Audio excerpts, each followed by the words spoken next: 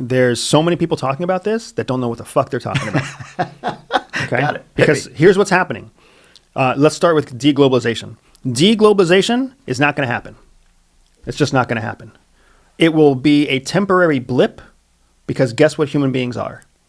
We have a short memory. So COVID came through. We all found all of our supply lines went through China. Why were all of our supply lines going through China in the first place? Yeah. Expense. Guess what's going to last longer than our memory? Yeah. Expense. The supply lines are just going to go either continue to go through China or more likely they're going to find some other third world country to go through. But globalization is not dying. Globalization is going to evolve and it's going to change slightly. But everybody from your bakery in Wisconsin to your multi-billion-dollar firm in New York City, we're all going to recognize in 10, 12, 15 years. It just doesn't make sense to have diversified supply chains if it costs us an extra 15% on the bottom line because we have shareholders and stockbrokers that we need to keep happy, right? And the only way that that's going to happen is if we can recapture 7% of that 15% and squeeze a little bit more out of our supply line. So now instead of diversifying through 4 different channels, we're going to diversify only through 2 different channels. But we're still going to diversify because globalization is very much going to happen. So the idea of deglobalization, hard stop, never going to happen. It'll change, it'll evolve, it'll flux. The only time we ever really had the idea of an isolationist policy was going up into World War II. And how did that turn out, right? It turned out like shit. We're never going to go back to that.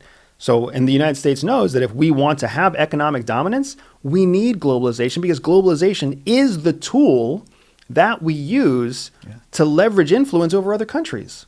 If we can't promise them some bit of trade with the United States, they're not going to partner with us. They're going to partner with somebody else who does promise them trade. So deglobalization is a myth. People can talk about it all they want. It makes great clickbait on YouTube. It makes a fantastic little reel that you can watch on Instagram, but it's bullshit. It doesn't make any economic sense. It doesn't make any geopolitical sense. It doesn't make any long-term national security defense sense.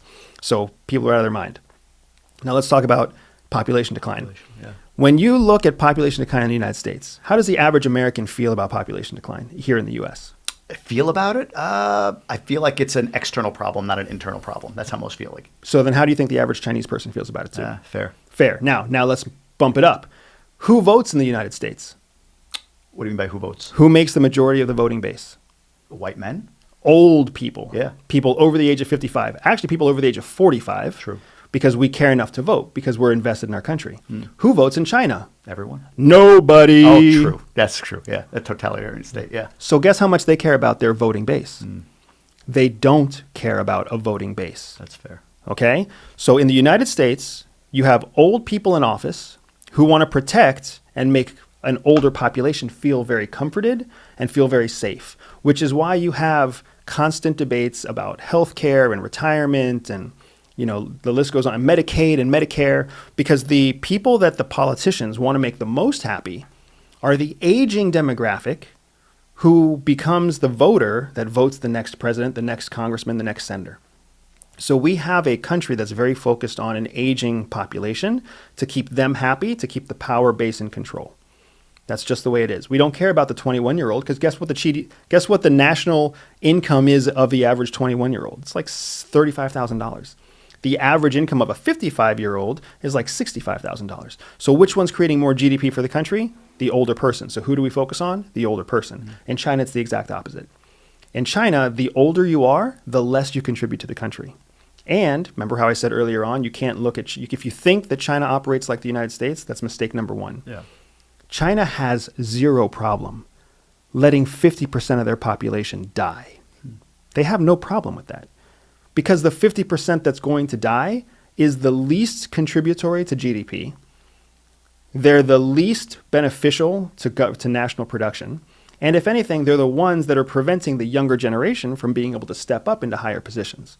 So you see China taking a very aggressive shift towards going from being a manufacturing country only to now becoming a tech manufacturing country. They still want to manufacture. They still want to pollute the environment. They still want to put people to work. They still want to run slave labor mills. They just want to do it creating their own version of high tech. semiconductors, memory chips, silicon wafers, et cetera, et cetera. They want to have control of a tech industry that they also create all the manufacturing for. Who do they need to do that? Young bodies. They have all the young bodies they need. They just also have an excess of old bodies that can't do those jobs.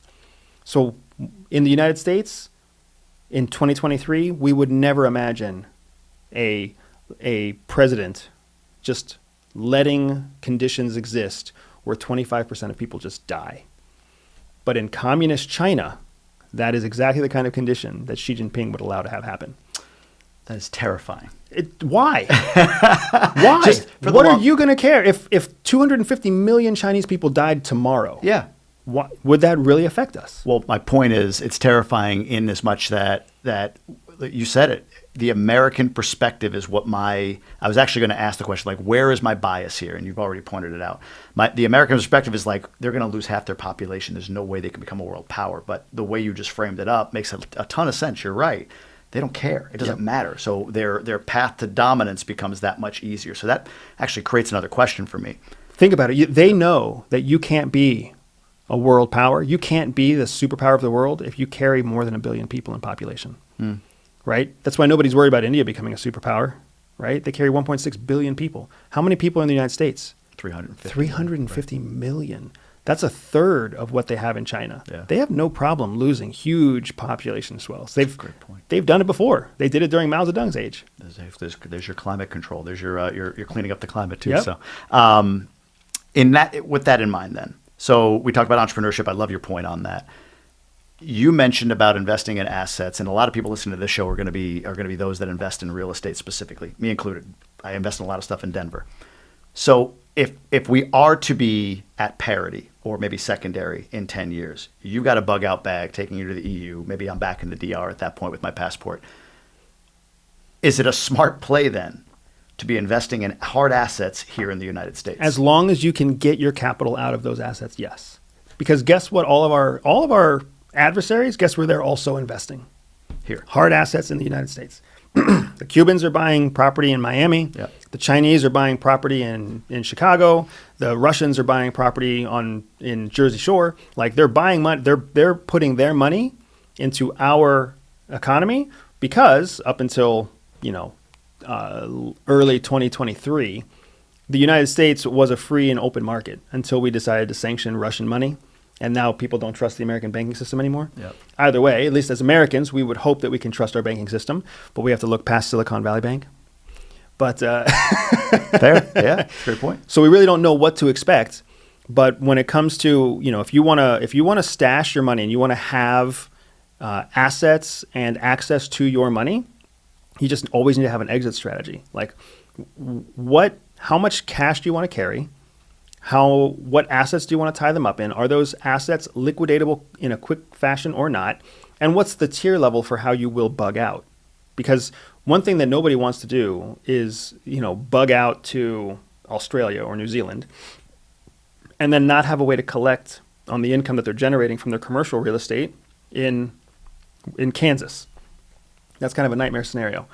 But if you have a strategy to make it last for 6 or 12 months, which is enough time for you to have someone sell the property that you have in Kansas to turn it into liquid income that you can then transfer to an offshore bank account, it's a different story, right? And we also have to keep in mind that if we're bugging out of the United States, if you're truly going to bug out of the United States for some sort of imminent collapse or some sort of other issue, you're going to have one of two choices.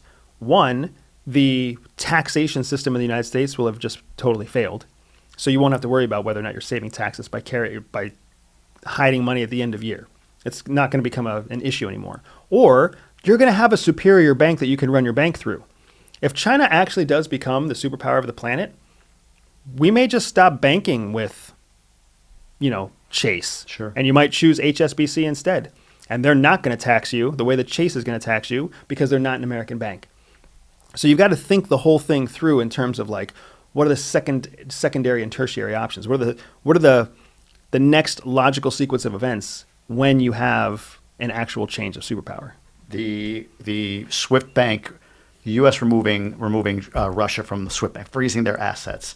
It sounds like you're saying gross miscalculation. Gross miscalculation. Terrible move. Give me a little bit more. It was a terrible move because here's what happened, right? The whole world has come to rely on the fact that by having their money in Western banking systems, it's more secure. That's what the whole world thinks. So, and that's what the United States wants the whole world to think, because then they always have a surplus of money in American banking systems. Well, when they sanctioned Russia and they froze Russian assets, and then they also put pressure on European banks to freeze Russian assets, this was good money. This wasn't debt. This was hard currency that the Russians had put into foreign banks in good faith that when they want their money, they can have their money. Well, now you have all these other banks freezing and holding on to that money. One of the first things that happened within 30 days of the United States freezing Russian funds, do you know what China did? Pulled all their money out. I would imagine. Pulled all their money out of Western banks, all their money out of European banks. And then you saw that behavior continue through all of your other developing countries, right? Saudi Arabia, United Arab Emirates, Oman, Vietnam. Yeah, they're like, we can't trust our money here. Because now if we piss off the Americans, they're going to hold our money, which goes against the promise that they gave us in the contract. So now all that outflow of capital goes somewhere else. Nobody knows where it's going to go, which is why you also saw at the same time an alternative to the SWIFT be proposed by both India and China. India already had an alternative. China was developing an alternative, but you saw them both expedite their processing systems to compete with what was going on in the United States. Was this a politically expedient, politically pressured move, or is there potentially a longer game to it? Politically, it was a dumb shit move by the Biden administration. Right. So for the whole problem with Ukraine is that it came on the heels of COVID, and people are forgetting this already, right? In January of 2022, all of our woes were tied to a declining economy, inflation, and struggles coming out of a post-COVID policy. And people were already questioning whether or not COVID policies were good policies in the first place. Well, then, here's Russia to the rescue, invading Ukraine. And now we have this external enemy, which is a super important thing in intelligence. You have to have an external enemy to focus everybody on. So the Biden administration, very intelligently, was like, here's our new enemy. It's not COVID, it's Russia. The same old enemy that we've always hated. And now they're attacking democracy in Ukraine. Hint, hint, Ukraine was never a democracy. Right. Yeah. Right? So all of a sudden they can focus and rally all this attention on what's going on in Ukraine. And of course, the press, looking for just anything to talk about that people are going to read and click on, talks about the same thing. So now the whole focus of the American population is focused on Ukraine. Most of the world actually doesn't really care about what's going on in Ukraine because they're just trying to make ends meet day to day. But the American population and most of the West can focus on this Ukraine topic as a priority issue now. And that saves us from answering all those hard questions we had coming out of the COVID years about whatever else. Does that mean there's some kind of conspiracy? There was no conspiracy. Russia did what Russia did. Biden did what Biden did. But there's a reason that there's a public relations office at the White House. That's true. Because they need to create narratives. They need to see opportunities like this to say, hey, guys, we're losing in this category of American opinion. But if we focus all of our attention on this other category, then in 6 months or so, people are going to completely forget this other thing even happened, right? Remember what happened in Hong Kong in 2019? No. Exactly. Yeah. Exactly, yeah. Right? Because when China violently took over Hong Kong in 2019, it was right before COVID. Mm. So Xi Jinping got the benefit of, he took hostile control over a Western powered economy. Yep. Everybody was up in arms until COVID broke out. And then people completely forgot about Hong Kong.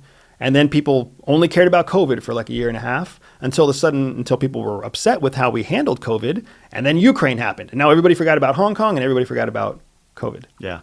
Unless they come back with mask mandates soon. Boy, they better not. They better not. I've got this thought in my mind. You mentioned tiers of Bugout. I wanted to get into that. There's a lot of people that are preppers. Mm-hmm. They consider themselves preppers. So this is, dry food and water in the basement, all of that stuff. And I went through a phase of this, get your guns together, all of that stuff. I feel like what you're saying, your prepping is Bugout bag and EU passport, EU, the ability to kind of integrate into the EU. One, what's in your Bugout bag, if you're able to share? And two, what are the tiers of Bugout that you mentioned? Yeah, so these are great points. I'm gonna answer a bonus question too. Oh, look at that. So you're right. Most people think about prepping. So they think about sheltering in place. Mistake number one that CIA teaches you is you never shelter in place. Never shelter in place, because when you shelter in place, you force yourself into a position where you're relying on diminishing resources. You never want to put yourself in a position where the food you eat, the water you drink, the shelter you live in is a diminishing resource, because then there's a timeline.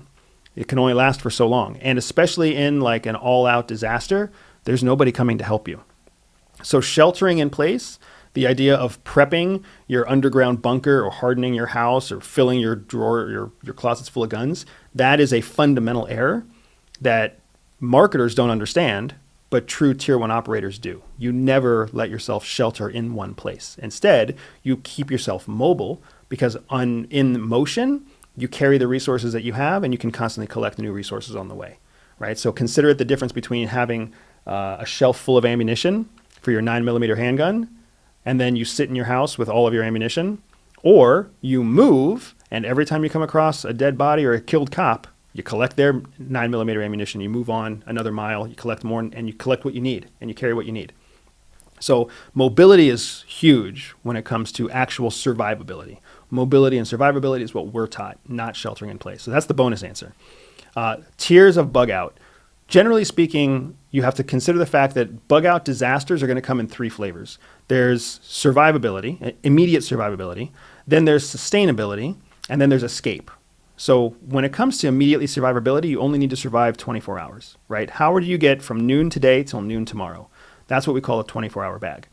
So a 24-hour bag is small, it's light, it's easy. You carry a couple of bottles of water, you carry a little bit of food, you carry a change in footwear, you carry a change in clothes just in case it's warm or cold wherever you're living. But you just need to survive 24 hours. This is hurricane, that sort of thing? Exactly. Okay. Right? Well, hurricane is more like a 3-day bag, but okay. This is more like a tornado is impending and you have a way out. Got it. Or this is like, somebody blew up your electrical station and you just need to not be in your house. Heat wave in Texas kind of stuff. Sure. Right? You just need 24 hours to get from a safe place here to a safe place somewhere else. 24 hours is easy. Yeah. Right? It's a backpack. You can move a family of 4 in a single 24-hour backpack if you wanted to. You just get on a plane in Tampa and get off the plane in Harrisburg, Pennsylvania, and you stay in a hotel. Safe. Bugged out. You're safe from harm. Then you have a 3-day bag. A 3-day bag is when you actually expect a disaster to occur, and it will take up to 72 hours for you to get to a safe haven. Right? Because the idea with a bug out bag is always to get you from where you are to a safe haven. So if you can get to a safe haven in 24 hours, you only need a 24-hour bug out bag. If you need 72 hours or up to 72 hours to get to a safe haven, this is more like your hurricane, flood, et cetera, et cetera. Because most likely you're going to leave your home, you're going to get stuck in traffic, you're going to get moved to like a football stadium somewhere where they're going to take care of you for 24 hours while they bus you to another location. So you need 72 hours worth of gear. In that case, you're carrying a little bit more cash. You're carrying different types of clothes because you're carrying some clothes that you only sleep in versus some clothes that you wear during the day. Mm-hmm. You're going to be carrying things like sunscreen. You're going to be carrying things like sun protection, sunglasses, because you need 72 hours to protect yourself from the elements. You might have a raincoat or a poncho. So it's a little bit different than your 24-hour bag. And then you have full-on escape. Full-on escape means you're leaving you're leaving your property to relocate to another property for an undetermined period of time, right? So like massive disasters. So like when Katrina came through, people lost everything. They had to evacuate like they were escaping. And there's kind of two methodologies there. You can escape with your 72-hour bag because you know that you have what you need to get you to where you're going. But then there's an element where if you want to do it properly, you also have to have all of your key documentation, passports, birth certificates, all of that other stuff. So we keep a fire safe, and inside of our fire safe is a fire safe bag so that whenever we have a true escape situation, we can grab a 72-hour bag and grab our important documents at the same time so that everything's mobile along with us. And then we know, as sad as it would be to lose our studio and our house and all of our artwork and all of our children's memories, we're going to lose it. We can't fix that. But what we can do is keep the children and everybody else alive by relocating.